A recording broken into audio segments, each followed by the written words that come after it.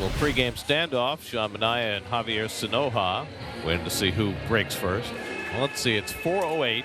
The Mets are taking the field, and Sean's not moving, and Sanoja breaks. Nice. And Sean Manaea, winner, chicken dinner.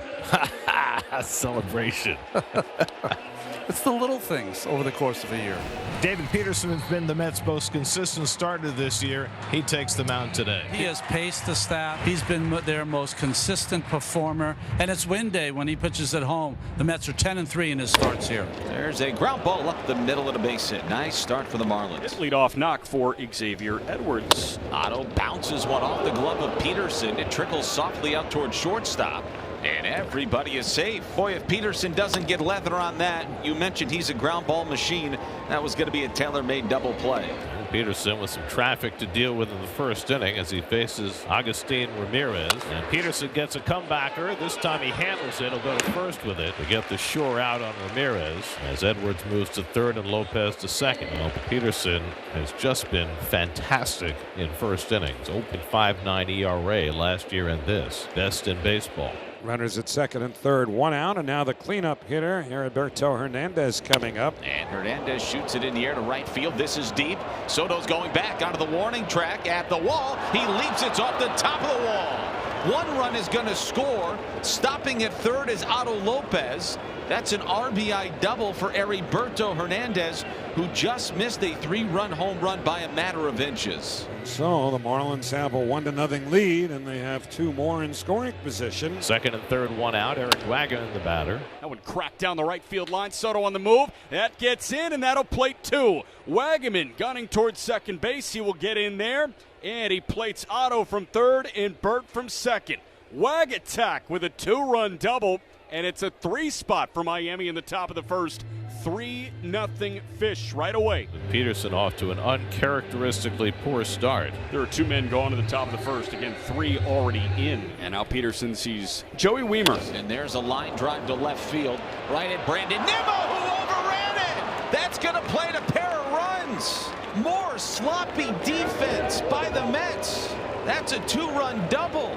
Nimmo started in on that ball, and it stayed up, and it's 5-0 Miami. So 5 in for the Marlins, just as the Mets put up a 5 spot on the bottom of the first last night. A nightmare first inning that saw him throw 37 pitches. He had allowed 3 earned runs in his previous 46 first innings. He allowed 5 earned runs in the first inning today. Right hitter Edward Cabrera on the hill for the Marlins, making his career high in pushing start, number 24 on the year. Francisco Lindor leads off. The Mets have always had success against Cabrera. He made 8 starts against New York. He has a 5.12 ERA. And Lindor cracks one to deep right field toward the wall, and it's out of here. 9th leadoff home run of the season for Francisco Lindor, number 26 overall, and the Mets get one right back. It's 5-1.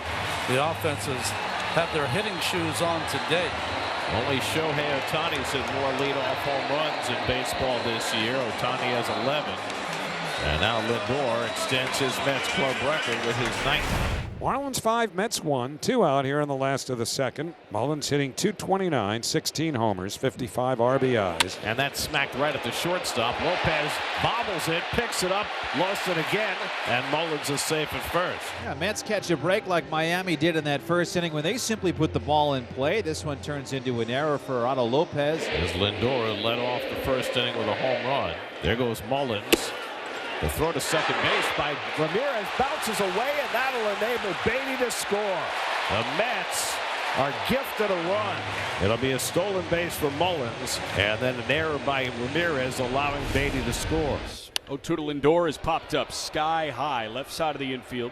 Third baseman Norby underneath, step into foul ground on the infield dirt. He peels back on to fair territory, but he does make the catch about hip high. So the bases are loaded, nobody out, because Peterson is allowed back-to-back walks after the double. Well, this is a watershed moment in this game for Peterson. Gave up the 5 runs in the first inning, but now the Marlins with a chance to reestablish a larger lead. Bases loaded, nobody out. And Jacob Marcy batting for the first time. The rookie went 0 for 4 yesterday. Ground ball right side, base hit, it's through the hole. Scoring is Hernandez. Wagaman is held up at third.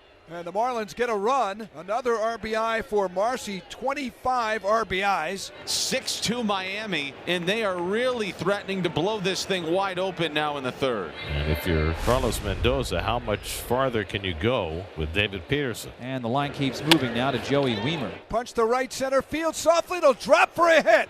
1 run will score, and they will hold up Norby. Wagaman scores a throw to second base. 7-2 Miami. 3 RBIs for Joey Wiemer. And that's going to be the end of the day for David Peterson. So Peterson has been so good this year, turns in a clunker on a Saturday afternoon, and he'll leave down 7-2. Chris Davinsky tries to come to the rescue. As a ground ball to short, a chance for 2. Lindor to second, McNeil to first. In time double play as a run comes home to make it 8-2.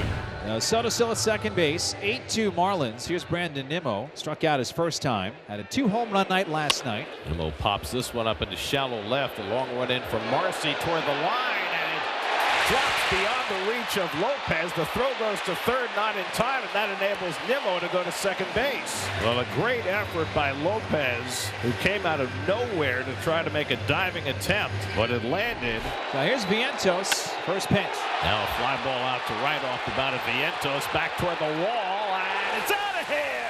Mark Vientos goes the other way for a 3-run homer, and the Mets are right back in it. Number 15 for Vientos, his 8th home run in the last 13 games. And the Mets, with that home run, set a new club record for home runs in a calendar month. Their 51st home run in the month of August. The Mets are now figuring Cabrera out more and more. 8-5 Miami, and obviously this game far from over. 2 away in this bottom of the 4th inning. Here's Juan Soto. He's got on base both times. And Soto drives one to deep right field. Back goes Wiemer to the wall, and it's out of here. Juan Soto with a home run. His second in 2 days, his 34th of the year. And now it's 8-6 Miami. 34 home runs, 82 RBIs, 101 runs scored for Juan Soto before the end of August. The Mets have hit 3 home runs against Cabrera, who had given up only 12 home runs in his first 23 starts. Marlins starter Edward Cabrera lasted just 4 innings, gave up 6 runs, 5 earned on 8 hits. Lake Bacher worked a hitless 5th, walked 1, and now Gibson in the 6th. Ground ball up the middle, could be 2. X has got it, flips it to Lopez, throw to first, not in time. The Marlins do get the out at second on a really nifty play started by Edwards, who flipped it beautifully to Lopez. So now Soto comes to bat after homering his last time up. First pitch hit in the air to right field, pretty deep. Back goes Wiemer. It may go. It's gone, and we're tied. Juan Soto with his second home run of the game, a line drive home run. Number 35 for Soto, and the Mets have come all the way back. They trailed 5-0 in the first, 8-2 in the third. It is now the Marlins 8 and the Mets 8 here in the 6th inning. And probably to date, here we are on August 30th, I would say the biggest and most dramatic of the home runs that Soto has hit this year. To tie it up in a day like this, where the Mets were down early, but the game-tying swing, such a big one for Soto that had eluded him all season. Met bullpen has thrown 4 hitless innings, and now Tyler Rogers will take over the pitching as we go to the 7th in an 8-8 game. But that does push Ramirez, the go-ahead man, into scoring position. 1-2 is blooped shallow into center field. That's going to get down for a base hit. Ramirez is around third. Throw coming towards the plate. He put on the brakes. At the very last second, Ramirez put on the brakes. Yeah. And now the Marlins have runners at the corners with 1 out. And now it gets a little dicey here with Connor Norby. Tie game in the 7th. The Marlins have not scored since the 3rd inning. Line drive right field. Soto going back. He makes the catch in the backhand, but Ramirez will tag up, and he will score. The Marlins lead 9-8 on a sac fly. RBI for Connor Norby. Calvin Fauché came on to get the final out in the 6th, stays on in the 7th to face Jeff McNeil. Swatted the other way down the left field line toward the corner. Marcy over, drops in fair, kicks up off the sidewall, rolls behind Marcy, out to the track. McNeil around second, heading for third. Here comes the throw. McNeil's in standing with a triple. And now the tying man is immediately in scoring position. And not only that, he's at third base for Brett Beatty. Ground ball to second. And McNeil's got to stay at third. And now Marte is going to bat for Torrens. Got him! Come on.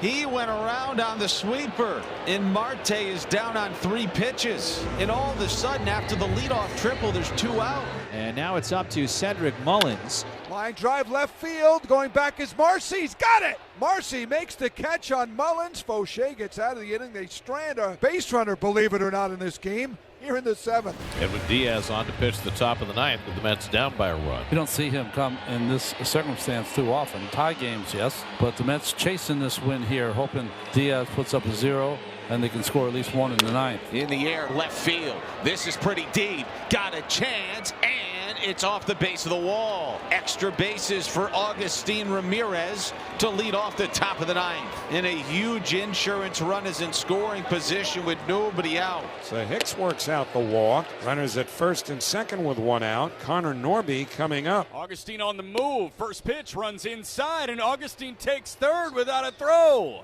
Marlins looking for at least an insurance run here. 1-1. That would lift it out to left center field. That's going to get down and plate 1. That might plate 2. It's rolling all the way to the wall. Hicks getting the run around from third. He will score. He beats the throw. He scores from first base. And Connor Norby gives the Fish some big-time insurance. It's a 2-run double, and it's 11-8 Marlins at the top of the 9th. Well, the Mets will be up against it in the bottom of the 9th. He's ready. Look at the anger in his face. He's ready. He doesn't like hitters. No. So the Mets down to their final out. Hayden Singer up for the first time in the game. And Singer lines a base hit in the left. And the Mets will get the tying run to bat.